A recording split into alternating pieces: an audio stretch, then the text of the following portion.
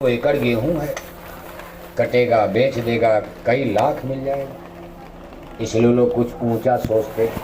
भारत में सबसे पहली समस्या रोटी की आती है। आप अपने बच्चों से ही कहोगे भाई नेतागिरी कम करो, दौड़ धूप कम करो, 2 पैसा कमाओ, तुम्हारी बहू आ गई, तुम्हारी शादी आ गई, मैं बुढ़ा हो गया, कब तक कमाऊंगा, तुम भी कुछ करो, 2 पैसा तो कमा करो, सब्जी भर का ही तो लाओ। वो बेचारा क्या सोचेगा, क्या विज्ञान खोजेगा, क्या भक्ति करेगा, क्या रिसर्च करेगा। उसका ध्यान तो अपने बीवी बच्चों में लग गया। आज बीवी बीमार, कल बच्चा बीमार, आज पढ़ाई है, आज दवाई है, घर में सब्जी नहीं, घर में दूध नहीं, तब तक घर से तार आ गया, माँ बीमार हो गई, 20,000 रुपया भेज दो, एम्स में भेजा जा रहा। आदमी का दिमाग उठ ही नहीं सकता।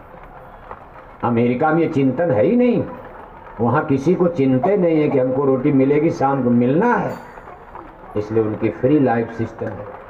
भारत उसकी कभी नकल नहीं कर सकता। आपको हम अमेरिका बड़े आदमी की नकल, एक लैंडलॉर्ड आदमी, वो तो दिन भर रिवॉल्वर टांगे 1 करोड़ की कार में नेतागिरी करेगा, उसके पास 1000 बीघा जमीन है। भारत में भी आप देखो, गांव में, समाज में, और जो बेचारा ठेला घेर नेतागिरी करने जाएगा, उसको तो शाम को बच्चों के लिए दो किसी तरह से सब्जी का इंतजाम करना, 200 रुपया कमाएगा, मजदूरी में आटा खरीद कर लाना। वो कौन सी नेतागिरी करेगा, क्या समाज सुधार करेगा, क्या करेगा।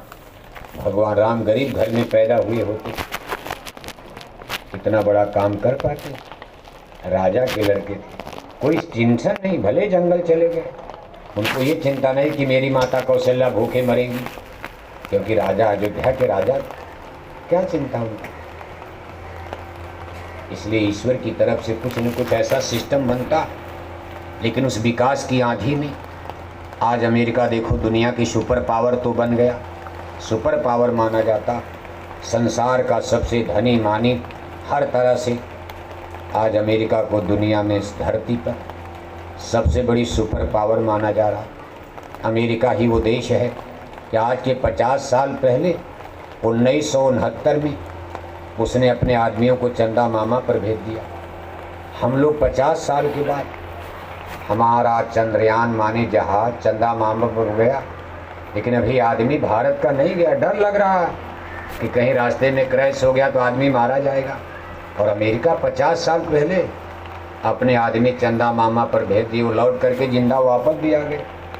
अमेरिका कितना आगे हमसे, आपसे। राष्ट्रभक्ति, देशभक्ति अलग चीज़ है। नहीं, हम भी किसी से कम नहीं, गाना गाते रहो आप। आज अमेरिका की सुपर पावर का अंदाज़ा लगाओ, उसके पास एटॉमिक एनर्जी के जखीरे, आणविक शक्ति, जिसमें सबसे खतरनाक हाइड्रोजन बम होता है, जिसको आप परमाणु बम कहते हो, हाइड्रोजन बम। आपके इस बम्बई शहर पर अमेरिका का 2 परमाणु बम डाल दिया जाए, 2-3 घंटे के अंदर पर बम्बई का चेहरा लहूलुहान खूनी हो जाएगा। और ऐसे कितने हजार परमाणु बम अमेरिका के पास, भारत पाकिस्तान के भी पास, लेकिन बहुत सीमित है। आज अमेरिका दुनिया का दरोगा, खाना पीना इतनी वैभव है, वहाँ किसी को कोई चिंता फिक्र नहीं, घूमते रहते, खा मिलेगा, रोटी कपड़ा मिलता रहेगा। जब हेलीकॉप्टर है घर में, आदमी यहाँ भारत में मोटरसाइकिल के लिए परेशान है, उनके घरों में, किसानों के घर में हेलीकॉप्टर है, क्या किसी को गम है, क्या चिंता है। लेकिन आज अमेरिका की स्थिति क्या है, न कोई माता देखता, न कोई पिता देखता, न चाची का ज्ञान, न भतीजे का। सोशल सिस्टम, फैमिली सिस्टम उनका भोगवादिता में डैमेज हो गया। चारों तरफ अफरा तफरी मची रहती। और विश्व युद्ध के मुहाने पर यूरोप, अमेरिका देखो, 2 विश्व युद्ध लड़ चुके, तीसरे विश्व युद्ध का नगाड़ा बज रहा। रूस और यूक्रेन की लड़ाई विश्व युद्ध का रूप धीरे धीरे दुनिया में, उसी इलाके में देखो विश्व युद्ध का फिर नगाड़ा बज रहा। और अगर अब की बार WW3 तीसरा विश्व युद्ध खड़ा होता, इसमें परमाणु बम का प्रयोग किया जाएगा। लाठी डंडे की, तीर तलवार की, बंदूक और तोप की लड़ाई नहीं, परमाणु बम। वह परमाणु बम जो बम्बई, 2 परमाणु बम बम्बई को नष्ट कर सकता। इसमें रूस, अमेरिका, सब लोग। विनाश काले विपरीत बुद्धि, इसी को भगवान कहा जाता है, इसी को परमात्मा कहते हैं। आदमी सोचता हम आगे बढ़ रहे हैं और वो भगवान को किनारे कर देता। आपकी कोई ज़रूरत नहीं, आप रुक जाइए महाराज। बाप दादों ने आपकी बड़ी पूजा किया। हमारे बाप दादे झोपड़ी में रह गए, रामायण पढ़ते पढ़ते, गीता पढ़ते पढ़ते, मंदिर में घंटी घंटा बजाते बजाते, कथा कीर्तन करते करते हम लोग पिछड़ गए। महाराज अब आप हटिए, हमको आगे जाने दीजिए। आदमी भगवान को छोड़कर देवी देवता प्रकृति को इनकार करके जब आगे बढ़ता है तो भगवान आगे खड़ा मिल जाते, कहते आओ अच्छा आओ, हमसे पाला पड़ेगा, हमारी दुश्मनी, आप हमारी खिलाफत कर रहे हो, आप हमको गालियां दे रहे हो, हम आपको देखते देखते नष्ट कर देंगे। इतिहास इसी का गवाह है।